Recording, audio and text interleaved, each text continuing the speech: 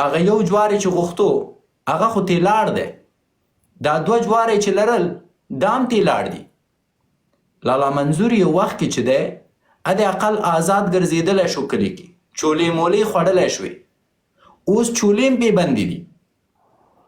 بنان ورور دلته خبره د احساساتو نه ده، که خبره دا چې د منظور سره مینه په والله روژه ده او تر اوسه مې روژه نه ده ماته کړې، په والله په رب مې د قسمي څومره چې زه منظور سره مینه لرم شاید د منظور پلویانې ونه لري او د دې مینې د لاسه په منظور باندې دا نیوکې کوم، ځکه زما په منظور او په منظوریانو او په اصیلو پښتنو زړه چوي.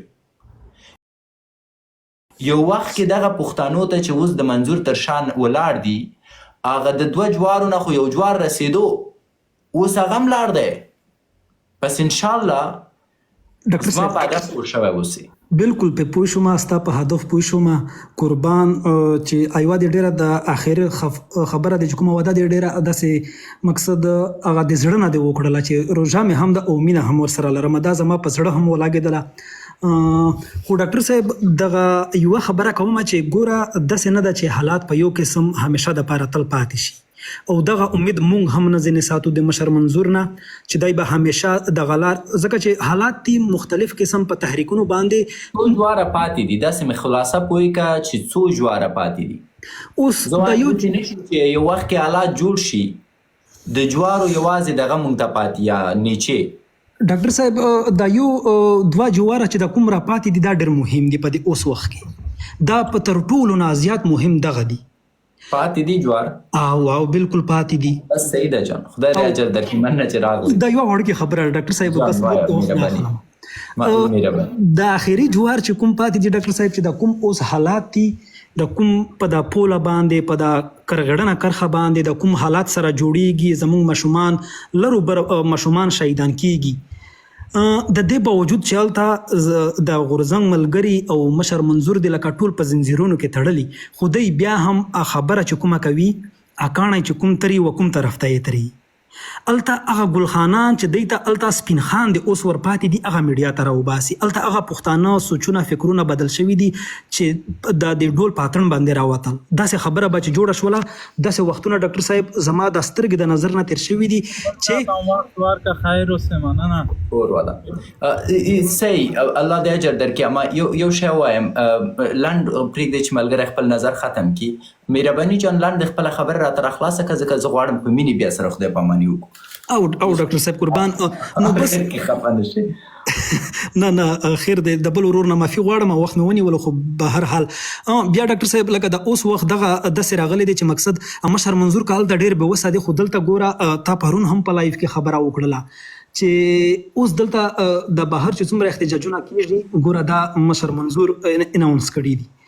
دلته په مونشن ښار کې، په فرانکفورټ کې، په کینیډا کې، په انګلند کې نن وشلو که پرون وشلو، او دلته زمونږ په هامبورګ کې هم سبا نه بل سبا دی په 14 تاریخ باندې.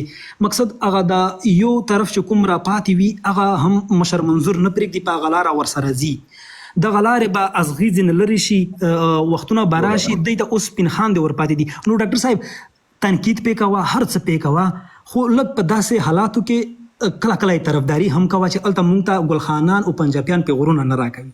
فقط په دواړو سترګو لالا قربان خو ښه لایق درته غواړم اجار.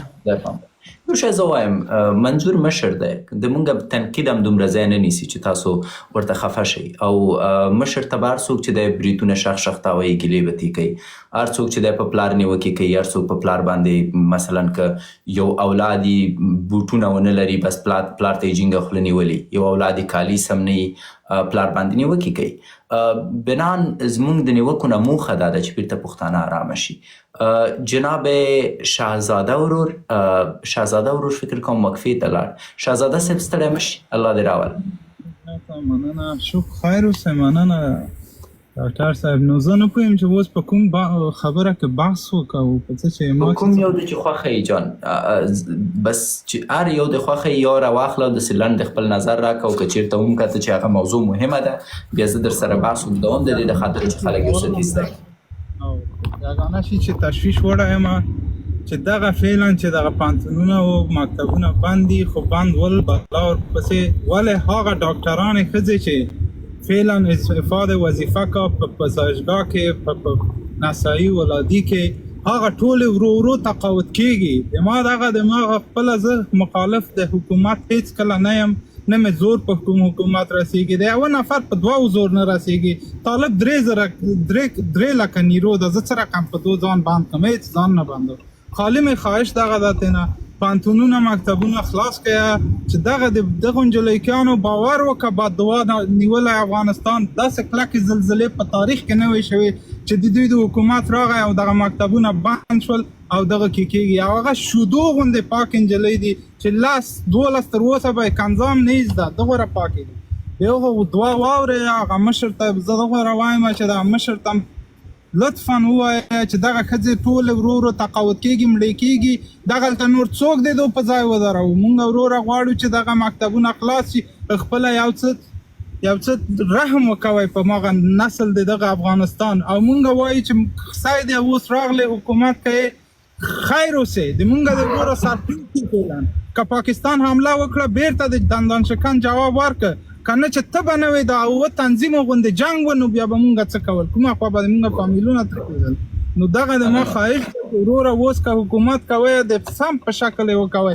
والله که ته د کوکوای ای طالبه یو خو پکې ناست یې، یو بلند رتبه خو د لایف کې ناست ای طالبه، که ته وایې چې هلکان یې ځوروي، یوه لونګۍ د هماغلته د مکتب کوڅه کې کېده، که به کوم هلک راغی یو نجلۍ ته یو خط واچوه یاره د ما په مخ لاړې توکه. دغه ما له دغه پنجشیرین اورېدې وای په بارستان کې چې لونګۍ کېدي ولا شپږم سړک کې که کڅوک وای په غرو کې چې ځو جګېږو غرو کې چې هلته لاړ شي، یعنې دغه هلکان چې چرس وای دوربینونه اچوي په دوربینو باندې م راځي نیسي. دومره چې فعاله یې بس پرېږده دغه نجلیکانې چې مکتب ووایي.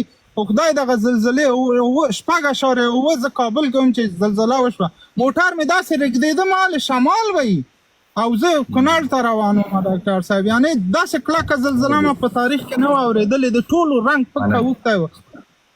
نو دغه مې خواهش دغه چې تاسو ټول هشتګ ولیکئ مکتبونه خلاص. کور ودان شکر چې زلزلې کې د موټر اخوا دیخوا ورخطا شوی نه دی. دغه یو شی دی زه نه پوهېږم په پټیانو کې م که په یاد شي یو رقم ته ساختګي ګوډېګانې به یې جوړولې چې چینچړې پرې وډارې کړي. اوس ملګري ویلې چې لونګۍ نه چې دی په پنجشیر کې خلک ډارېږي. نو زه وایم چې دا غرونو او سرحدونو کې په مختلفو ځایونو کې هغسې ګوډیانې سړی جوړې کړي، لونګۍ ور واغوندي، د پاکستان پوج به ورته سخت خوشحاله وي چله راځئ چې طالبان مړه کړو. او د دو خو یو راکټ هم چې ولي سبا ته د 3 نفرو معاش پې بند دی. لنډ غواړم بیا د اوسني شرایطو کې د پاکستان او د افغانستان ترمنځ د نوې جګړې په اړه م وغږېږم، ځکه ځینې تازه خبرونه راته د ټیم لخوا راغلي، زه درته وایم چې جزئیات څه دي. عادل صاحب ستړی مه شي، نظر دی یا پوښتنه یا نیوکه دې لنډه اورم. سلامونه ډاکټر صاحب، خدای دې وکړي روغ او جوړ به یاستئ او څوک چې ناست دی هغوی ته هم سلامونه نیکې هیلې. علیکم السلام، سلامت اوسئ. ښه ډاکټر صاحب، په ډېرې بښنې سره زما یو نیوکه وه، ما تاته کومنټ کې هم ولیکل. نیوکه مې دا وه چې ډاکټر صاحب ته هم اوس مهال د پښتنو په ملي مشرانو پسې غږېږي او هغه پاکستانی حمزه هم په احمدشاه بابا پسې غږېږي. ستا او د ده ترمنځ توپیر څه دی؟ زه مثلا د کوم مشر وروسته چې په پي ټي ایم کومې نیوکې وکړې هغه زما فکر ټولې غلطې وې. ښه، مثلا یوه دانه خو یې راته ووایه جان مې چې زه اصلاح کړم.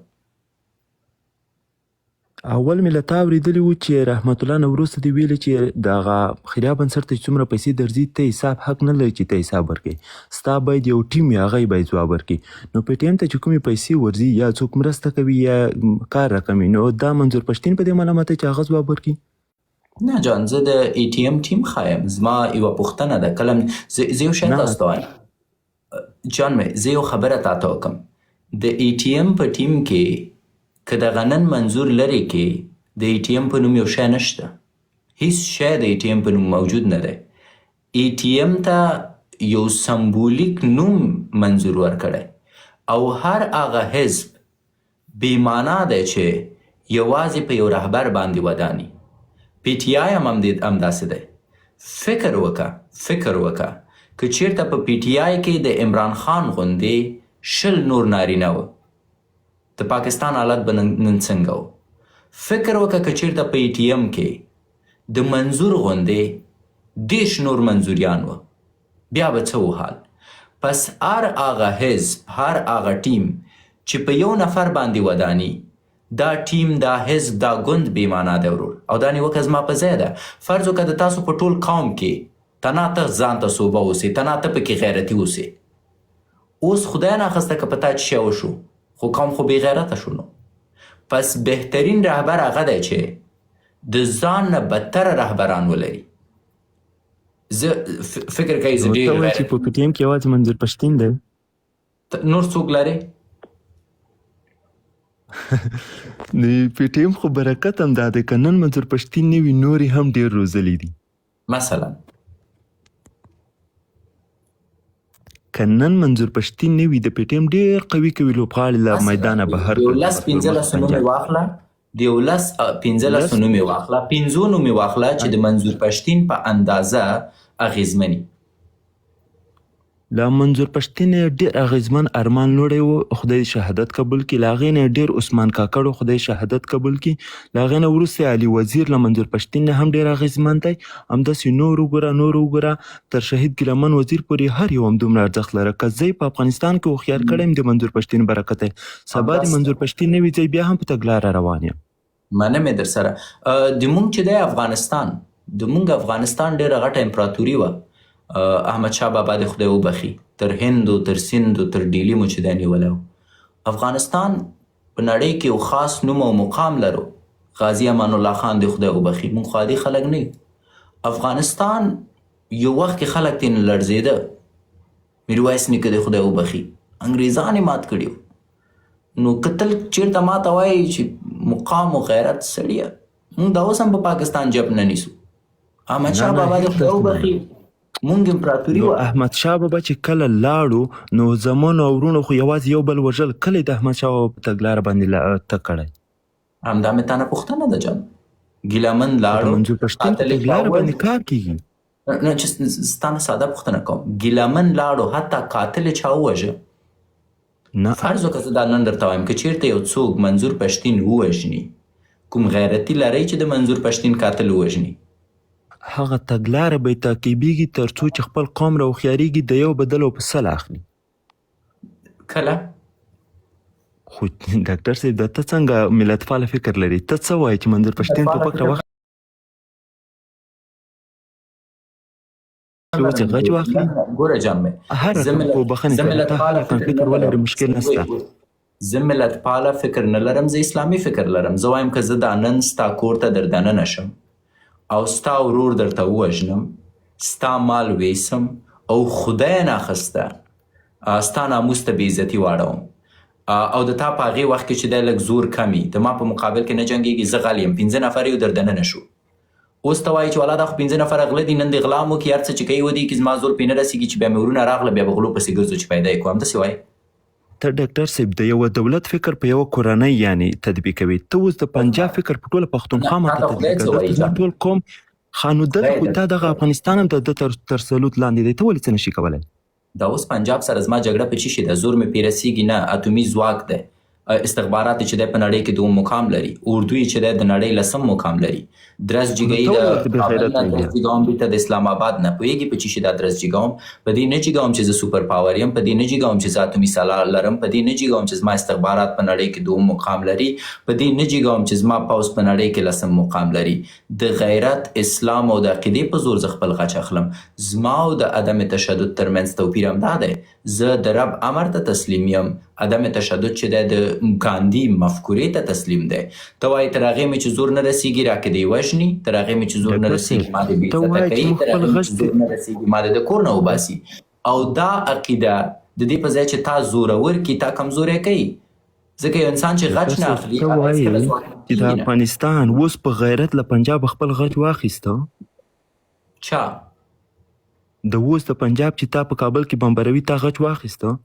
بالکل. ګوره جان مې، زه تا ته یو شی تا وزیران په ښکاره وایي، تا وزیران په ښکاره وایي چې جنرال مبین مو د دوی په امر بندي کړی. دا څنګه غچ دی؟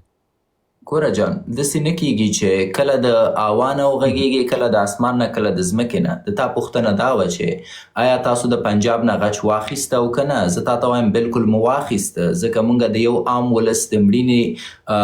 عام ولس د فرد د مړینې له کبله په پنجاب کې په لسګونه او په شلګونه درجنه مرتد فوجیان ورته وژلي دي. آیا ایران د امریکا نه چې دی غچ واخیسته؟ ستا په نظر شاید نه. شاید ته وایي چې امریکا ډیره زوروره ده، ایران نه باید اوس ورسره جنګ کړی او د ایران اوس زور نه رسیږي. اما سره د دې چې د ایران زور نه رسیږي، موږ یو شی لرو د استقامت په نوم، موږ یو شی لرو د مقاومت په نوم. ته دوه لارې لرې، یا په بې غیرتۍ کې په منډه کې د شا له خوا نه په ډز وویشتل شي مړ شي، یا په غیرت باندې هماغه مرمۍ په سینه وخوري. زما لاره معلومه ده، زه هغه مرمۍ په سینه خورم. دغه اوس مهال چې زه لګیا یم د تا سره خبرې کوم، د پاکستان مرتد فوج دننه په کابل کې په پایتخت کې ړندې بمبارۍ کوي چېرته چې زما کورنۍ ده. دغه اوس چې زه د تا سره خبرې کوم، د پاکستان مرتد فوج په ننګرهار کې ړندې بمبارۍ کوي او ما ته مې د کورنۍ نه مسج کېږي چې زموږ د کور په څنګ کې بمبارۍ شوي. اما آیا ته وینې چې زه وژاړم؟ آیا ته وینې چې زه ورخطا شم؟ آیا ته وینې چې زه خپل لایف بند کړم؟ آیا ته وینې چې زه د کمزورۍ یا د بیمارۍ نښه وینم؟ ته نه وینې، ځکه زه عقیده‌ایي جګړه غچ نشي اخیستی چې دوی کوي. جان ته په هغه منله پنجاب نه غچ نشي اخیستی لکه څنګه چې دوی در سره کوي، بلکې په 100% کې 1% جنګ هغه په رقم نشي ورسره کولی. ورور مې د نن ورځ یوازې په خوست او په ننګرهار کې 2 نفر شهیدان کړي. عادل ورور، کوم شی چې زه ته غواړم تا ته ووایم هغه د عقیده‌ایي جګړې او د دنیوي جګړې ترمنځ توپیر دی. دې جګړې ته چې په کومه سترګه ته ګورې، ته د دنیوي اړخ نه ګورې چې صبر مال باندې مې چیا ونه شي، صبر میرمنې باندې مې نوی خرچه کړې، واده مې کړی، دا رانه ونه وژني. مونږ په هغې سترګه ورته نه ګورو. زه درته وایم دغه اوس که چېرته په کابل کې زما په کورنۍ باندې څه کېږي، خدایمه که زما په کورنۍ کې پلارجان مې شهیدېږي یا مې مورکۍ شهیدېږي، زه ورته نه جاړم بلکې زه خوشحاله یم، ځکه زه د یو مسلمان په توګه که چېرته مرم شهید کېږم او شهادت ډېر غټ افتخار دی، او که چېرته ژوندی پاتې کېږم د مرتد فوج په وړاندې غازي کېږم. زه ځکه درته وایم چې ته زما په غږ کې لړزه نه ګورې، ځکه درته وایم چې زما په خبرو کې ته چې دی بندښ نه ګورې، ځکه درته وایم چې زما په ناسته کې ته ورخطایي نه ګورې، ځکه زه اوس هم درته لګیا یم خاندم.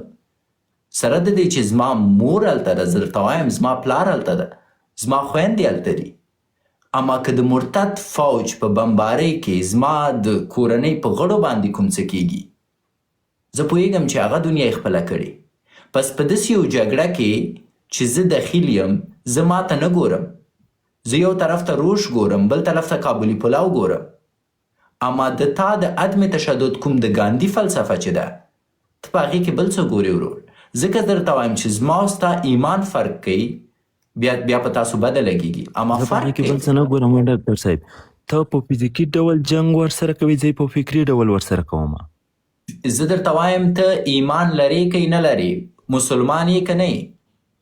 الحمدلله قرآن تا ته وایي، مسلمان یم، پښتون یم. قرآن تا ته وایي، خو ته د قرآن نه منې، ته خو لګیا د ګاندي منې که نه ورور. زما ستا خو جنګ په دې دی.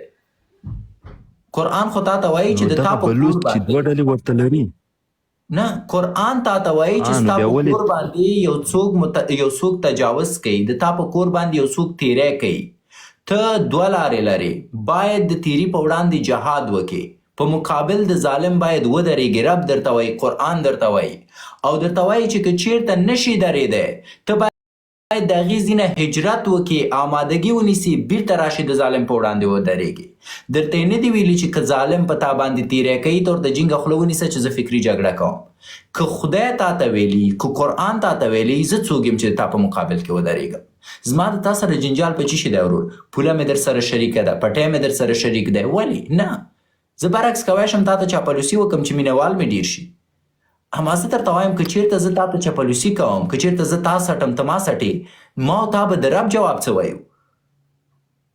یو ځل خیر دی استغفار شم په دې اړه فکر د افغانستان بس باندې ما ځکه سره مخه کېږه چې سبا ته یم کور ته ښه پوهېږو چې د چا په امر دې څوک بندي کړی دی پوه شوې راشه د پښتونخوا بحث ته به پنجاب سره جنګ کوې صحیح ده پنجاب سره په هغه طریقه باندې موږ جنګ نشو کولی لکه څنګه چې دی زور لري د حقیقت نه سترګې مه پټوه دا یو تریخ حقیقت دی پنجاب چې وغواړي په یو بټن دی والا دلته په کابل کې بمبار کې هر څه در باندې وکړي موږ که په پښتونخوا کې زه دومره وایم چې منظور پښتین عادل جان د دې ته ډېر ساده جواب درکوم زما ستا خبره ختمه ده ته وایې چې پنجاب باندې دې زور نه رسیږي په یو بټن باندې دی بس ته افغانستان ختموی شي زه یم ګډ فار یو زه دا منم اما که چیرته پنجاب په ما باندې حمله کوي دا په ما راکټ واروي زه حتمن په غولکه وهم دا زما دریځ دی او ستا دریځ هم راته معلوم دی ته وایې د دې په ځای چې پنجاب په ما حمله وکړي زه ورته وایم چې مال مې دم په خدمت کې ښځه مې دم په خدمت کې کور مې دم په خدمت کې حمله ولې کوي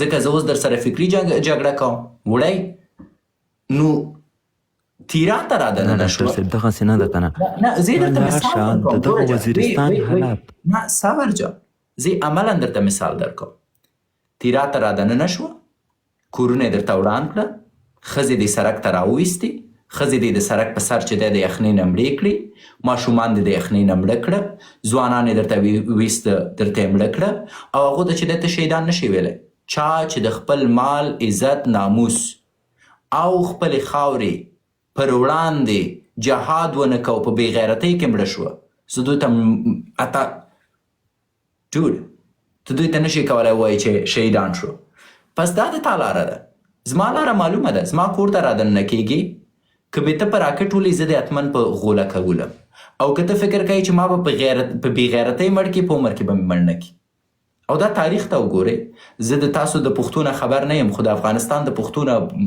پښتنو اړوند تاریخي کتابونه وګورئ یو امریکایي ریسرچر وایي چې تر اوسه پورې هیڅ پښتون چا په جګړه کې نه دی لیدلی چې د شا د خوا نه په مرمۍ لګېدلی سو زما ستا عقیده لږ فرق کوي ورور نور نظریات مو یو شی دي ته مبارزه کوي د عدم تشدد مبارزه کوي که چېرته د کور ته یو څوک رادننه شي د ښځې او د اولاد ډاکټر صاحب هیله ده د پاکستاني حمزه په رقم ځان مه جوړوه د پی ټي ایم مشرانو پسې هیله کوم سپکې خبرې مه کوه په ګټې پوهه یې خو څه ویلی نشي حق نشي ویلی سپکه خبره مې څه ده